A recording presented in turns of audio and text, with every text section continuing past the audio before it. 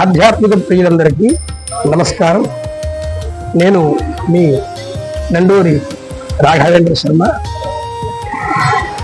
ఈ రోజున మన విశ్వామిత్ర అనేటువంటి యూట్యూబ్ ఛానల్ ద్వారా ఈ వేదికలో విశేషంగా మనం నరక చతుర్దశి అలానే దీపావళి అనేటువంటి ఈ పండగలు మనం జరుపుకుంటున్నాము. విశేషించి నరక చతుర్దశి అనగానే కృష్ణ పరమాత్మ నరకాసురుణ్ణి వధించిన తర్వాత ఏర్పడింది అనేటువంటిది లోకంలో బాగా ప్రసిద్ధిగా ఉంది. నిజానికి అలా ఉపాసించడం కూడా చాలా ఉత్తమం కాదని చెప్పకూడదు.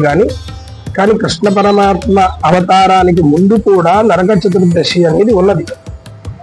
అందువలన నరక చతుర్దశి అంటే అసలు ఏమిటి అంటే, నరకములను మనకి లేకుండగా చేసేటువంటిది. ఇంకా తేలికగా చెప్పుకోవాలి అంటే, మనం ఈ చతుర్దశి తిథి ఏదైతే ఉన్నదో ఆ రోజున యమధర్మరాజుకి ప్రీతిగా తర్పణ చేయాలి అని శాస్త్రవచనం. ఇప్పుడు కృష్ణ చతుర్దశి అంటే మంగళవారం చతుర్దశి కలిసి వచ్చిన, అలానే విశేషించి కృష్ణపక్షంలో చతుర్దశి, ఈ దీపావళి ముందు వచ్చేటువంటి చతుర్దశి నాడు కానీ ఇలా మనం యముడికి తర్పణ చేసి నరక బాధలను తొలగించుకోవాలి అని శాస్త్రవచనం. ఇది ఆస్తిక మహాశీలందరూ వినియోగించుకోగలరు ఎప్పుడు ఇలా వచ్చినా కూడా. అలా యమధర్మరాజు యొక్క అనుగ్రహాన్ని పొంది నరక బాధలు తొలగించుకోవడం ఇది శాస్త్రం. ఈ తొలగించుకునే ప్రయత్నంలో విశేషించి కొన్ని పర్వదినాలు మనకి చెప్పబడ్డాయి. ఇందాక చెప్పుకున్నాం కదా, కృష్ణపక్షంలో వచ్చేటువంటి చతుర్దశి ఆ రోజున మంగళవారం కలిస్తే విశేషము. దాన్ని కృష్ణాంగారక చతుర్దశి అంటారు. అలానే దీపావళి ముందు రోజున ఇవాళ రోజు కూడా యమతర్పణ విశేషం. అందువలన నరక చతుర్దశి పర్వదినం నాడు యమతర్పణ చేయడం, నరక బాధలను తొలగించుకోవడం శాస్త్రవచనం.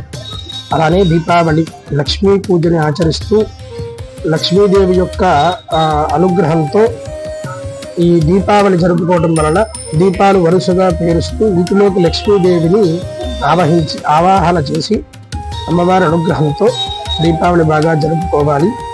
అలాగే దీపావళి అనగానే బాహ్యంగా చేసే దీపావళి అందరం జరుపుకుంటున్నాం. అలాగే మనస్సుతో ఈశ్వరుని ఉపాసించే విధి కూడా ఒకటి ఉంది కదా.